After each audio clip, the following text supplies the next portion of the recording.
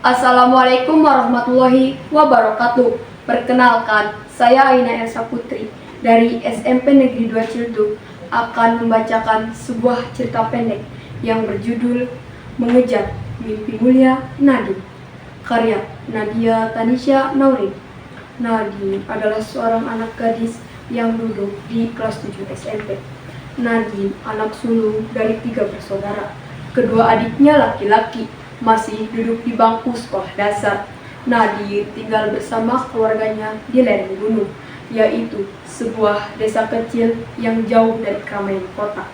Kanan dan kiri rumahnya adalah hamparan kebun yang tumbuh hijau. Kemudian ada sebuah aliran sungai yang airnya sangat jernih dan dingin. Kehidupan keluarga Nadine sangat sederhana.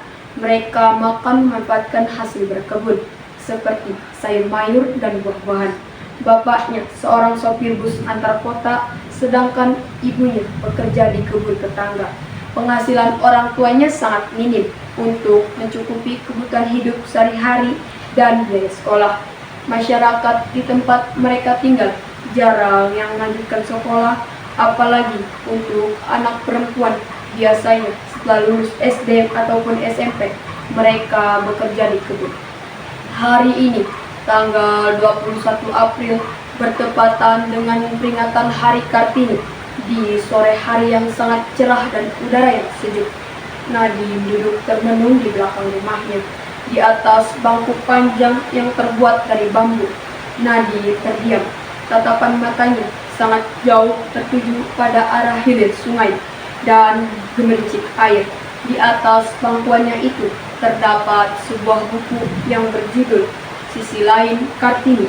Buku ini pemberian dari paman Nadine tahun lalu pada saat Nadine mendapat nilai tertinggi di kelasnya. Nadine anak yang cerdas, hampir setiap tahun ia menjadi juara kelas. Nadine terinspirasi dengan perjuangan Kartini yang memberikan kebebasan untuk kaum perempuan agar memiliki hak yang sama seperti dengan laki-laki. Bu, apakah aku boleh punya cita-cita menjadi dokter? Mbak Nadine balik bertanya pada ibu.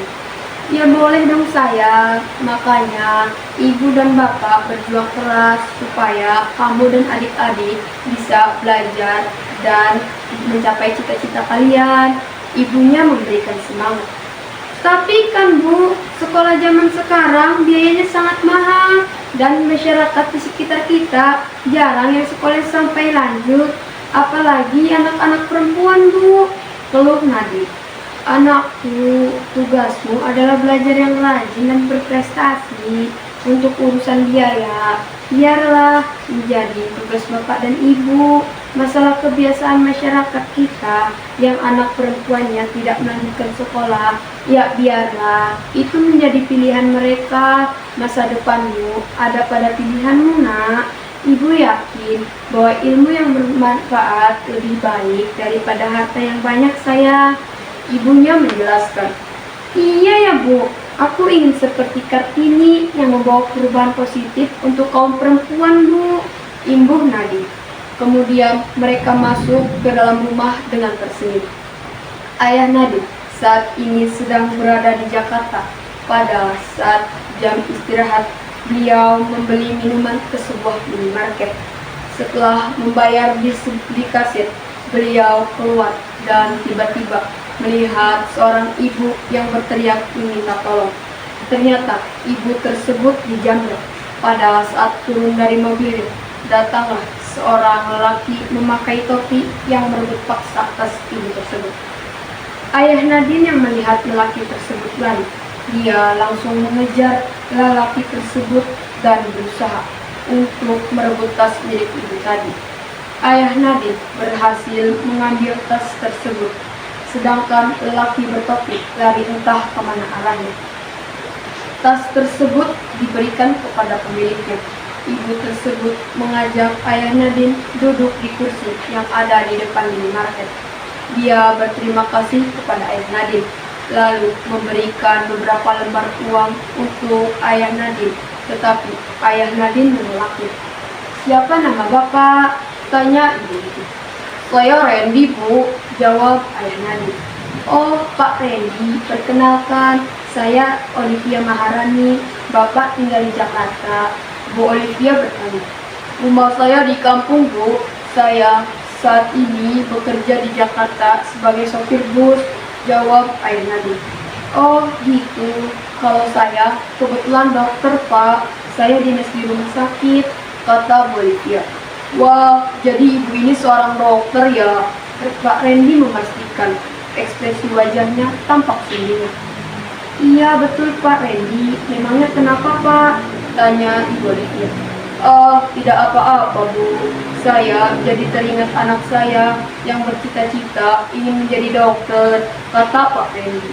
Wah, cita-cita yang mulia itu Pak. Pasti Bapak bangga dengan anak Bapak, sahut Bu Olivia. Iya Bu, saya bangga. Tetapi dengan kondisi ekonomi keluarga saya ini, rasanya tidak mungkin saya bisa membiayai anak saya untuk sekolah di kedokteran Bu, kata Pak Randy lirih. Setiap anak berhak mempunyai hak mimpi dan dalam hidupnya. Percayalah Pak, ketika kita yakin, maka Tuhan akan memberikan jalan untuk meraihnya. Bu Olivia memberikan semangat. Kalau Bapak berkenan, saya ingin bertemu dengan anak Bapak, imbuhnya. Tentu saja boleh Bu, anak saya juga pasti senang bertemu dengan Ibu Dokter, sahut Pak Randy. Mereka berdua menyepakati untuk bertemu langsung di kampung halaman Pak Randy minggu depan. Dr. Olivia adalah seorang dokter spesialis paru-paru. Dia menangani pasien-pasien yang mengalami kasus 19 dengan sangat ramah dan penuh kasih sayang selama masa pandemi. Dr. Olivia juga merupakan ketua yayasan pendidikan bagi orang yang tidak mampu. Yayasan tersebut dikelola bersama dengan rekan-rekan dokter lain. Hari Minggu, Dr. Olivia berkunjung ke rumah Pak Randy. Dia disambut hangat oleh keluarga Pak Randy, termasuk Nadine, yang sejak pagi tadi menunggu kedatangannya. Mereka berbincang sambil menikmati kopi dan singkong rebus yang disajikan oleh istri Pak Randy. Nadine, Bapak pernah bercerita, katanya kamu ingin menjadi dokter ya? Tanya Dr. Olivia. Iya betul Bu, tapi aku ragu apakah aku bisa mencapai cita-citaku itu Bu, karena budaya di masyarakat untuk anak perempuan jarang yang melanjutkan sekolah Bu. Juga kondisi ekonomi keluargaku tidak mampu, jawab Nadine dengan nada sedih. Nadine, RA Kartini sudah memperjuangkan emansipasi wanita di Indonesia. Beliau berjuang untuk persamaan hak antara laki-laki dan perempuan.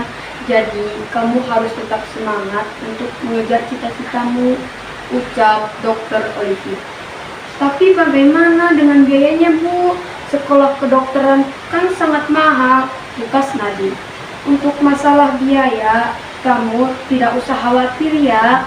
Saya akan ajukan kamu untuk mendapat beasiswa dari yayasan pendidikan yang saya kelola bersama dengan teman-teman, kata Dr. Olivia.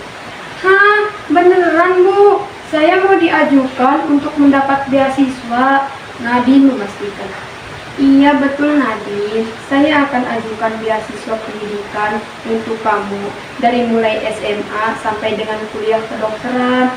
Kamu harus rajin belajar ya, supaya sekolah kamu bagus, kata Dr. Olivia.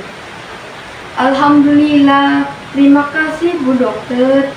Ibu sudah membantu aku untuk meraih mimpiku, kata Nadine sambil menghampiri Ibu Olivia. Kemudian memeluknya dengan bahagia. Seluruh keluarga Nadine sangat bersyukur bahagia. Bahkan sang ibu sampai meneteskan air matanya. Terima kasih. Wassalamualaikum warahmatullahi wabarakatuh.